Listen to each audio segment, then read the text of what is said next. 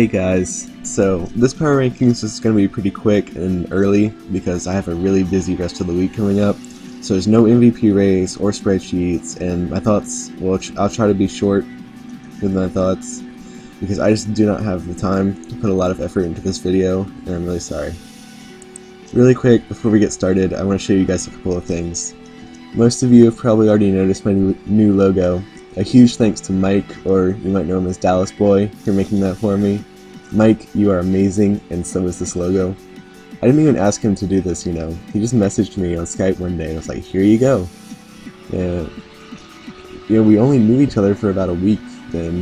It still hasn't been that long. But in that week, I feel like we became really good friends, and I hope this friendship continues. So this was not made by Mike. This was something that I really wanted to do on my own, but Mike did give his input and still helped a lot, so thanks again. I think it turned out well considering my limited skill and knowledge in this field. This will probably be used a lot once the NTA starts, so I'm happy that I made it for myself. Okay, now it's time to actually get into the power rankings. Number 12, the Long Island Red Rockies. I'm going to warn you, not very many people moved this week. A lot of battles ended in their expected outcomes, and this was no different. Everyone expected John to win here, and he did. Nips lost again, therefore he's not moving up. Honestly, if there were a lower place, I'd probably put him there. You can really tell he has lost any confidence he had and is really demotivated after that loss. If you haven't already, go watch his video of this week and look at his mood towards the end of it. Besides his mood, there were a few things I noticed that I did not like, mainly completely forgetting how Hyper Voice works. But also in his pregame, the Mega Altaria did not have the triangle filled in to show that it had max attack IVs. I have no way of telling if it actually did or didn't, but if it didn't, that's something that needs to be changed. Number 11, the Milwaukee Sawsbutts. Not much to say here. He lost again, so he's not moving up. The only reason he's not lower is because Nips is already there. That is all. Number 10, the San Francisco Giants. They lost when I expected/hoped for them to win. I don't like the DCs and the internet issues. I know it's not Gio's fault, but I think it's hurting him. And if he can fix that, he should. Also, he didn't have a locker room video this week, which makes me think he did not prepare as much. Also, his side of the battle wasn't uploaded until Monday. All of this makes me think that he is busy, which is again, not his fault, but hurting him. He is still only lost to really good battlers, but he needs to prove to me that he can win, even if it's against coaches that don't play well. Number 9, the Detroit Steel Wings. Crimson just has the haxiest Jolteon in the world, getting another para, this time on Dragalge, which, similar to Charizard X, was a Dragon type and was the biggest threat to his team. This was definitely one of the week's best battles though, and it was really fun to watch. It was very back and forth. Anytime there was a kill, there was always a nice revenge kill or big hit back. Number 8, the Pittsburgh Piratas. I was hoping the hacks would be done after last week, but alas, 'tis not. And trying to beat Miguel and Hacks at the same time is close to impossible. But hey guys, and Tup, because I know you're watching. Do you remember what I said back in the post-draft power rankings about Tup? I said I did not like the Rotom pick.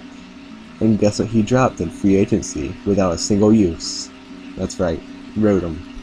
Tup, you said in the comments of that video that you would prove me wrong in my thoughts on your team. And now you go and prove me right. Anyways, I wish the best of luck to Tup and his newest team member, Aromatisse. Number 7, the New Orleans Pelipers. John proved that he's still got it, and that he's not in a slump, but he didn't outdo any of the guys ahead of him this week, except for Hank, and Hank's not going to drop this far on the list. So, that leaves John in the same place he was last week. Even though I'd love to move him up, he needs to do 2 things before I can do that. Beat more people than Nips, because Nips just hasn't played well all season and John needs to play better opponents before I'm confident in moving him up. And 2, he needs to play Mega Venusaur more conservatively. He didn't use Synthesis and let Roserade take it down to the point where it was only useful as Death Fodder. Venusaur was the first overall pick and one of the biggest threats on John's team, but it doesn't look like it and it needs to. If John can do those two things, you'll see him move up again, even if A-Drive and Melvin keep on winning. Speaking of which, number 6, the St. Louis Rampardos, and number 5, Cincinnati Loudreds. I'm putting these teams together to save time and because they're both so similar.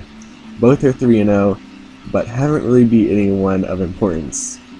Dan beat Shady, but that was with hacks, so you can't really determine how that would have played out with hacks, and I don't factor in hacks with the power rankings. So, and that's the reason that the Loudreds are ahead of the Rampardos for now, because the Rampardos won one game with hacks. I will say I liked the way Dan played both Rotom and Gourgeist. Rotom walled most major threats, and he didn't let Gourgeist go down until Mega Swampert was gone. Number 4, the New York Yankees. The only fault that I really noticed this week was that Shady did not calc to see if Milotic could live a knockoff from Crawdaunt from where it was at. Milotic has been Shady's key player all season with amazing sets like Mirror Coat and Psych Up, but when Sakura fell, Sasuke the Superior was able to come in and get revenge. Number 3, the Winnipeg Aquajets. Hank had a lot of hindsight and seemed really underprepared for this battle. He did not calc Aggron versus Amoonguss, and once he lost that, he seemed to give up the game. He still has a great team and is a great player. Getting 6-0'd by Cooper when you have a bad team matchup is not that bad. Hank, just keep your head up and you'll be winning again easily. Number 2, the Utah Jasmine. I'm sorry Cooper, but I can't keep you at number 3 forever, especially with a win that big. I was actually considering putting you at number 1, but Miguel just hasn't done anything to lose that spot yet. So I'm sorry to say you're stuck between the best position and your favorite position. But hey, at least Aggron got a head smash kill. And a little developer commentary here. So I plan out everything on my phone, not because I necessarily need a script, but because it helps me organize my thoughts and keep me from stammering as much as I did on like Around the Right Horn and things where I don't have a script. So I've typed in Aggron as AGGron so much that my phone now autocorrects to it. I found that funny. But anyways, we're talking about Aggron and it got a head smash kill. I'm not sure if the match had been played when you commented on my last video or not, Cooper, but if not, then Aggron really rectified that really quickly. I'm not sure if I had a part in that or if you would have done that anyways, but either way, I'm just happy that head smash is back. Number 1, the Real Morel. Like I said with Cooper, they really haven't done anything to lose the spot. They haven't necessarily been impressing me this past couple weeks, but I can't really take them out of the spot. Unless Cooper gets an amazing 6-0 or even a really good 1-0 that just proves his skill, and Miguel doesn't play amazingly, then maybe this spot could change. But for now, it's Miguel for the 3rd week in a row. Once again, I'm so sorry for the lack of effort in this video. As an apology, next week, when I have more time, I'll be putting a non-GBA type video on this channel. It'll also be a good way to test how these types of videos do on my channel, because I haven't really done anything that's not GBA related, and it'll also act as an apology. It is not Reborn, I'm still waiting on a headset for that. All I will say is it's a fun game I've been playing a lot of recently. Until then, goodbye.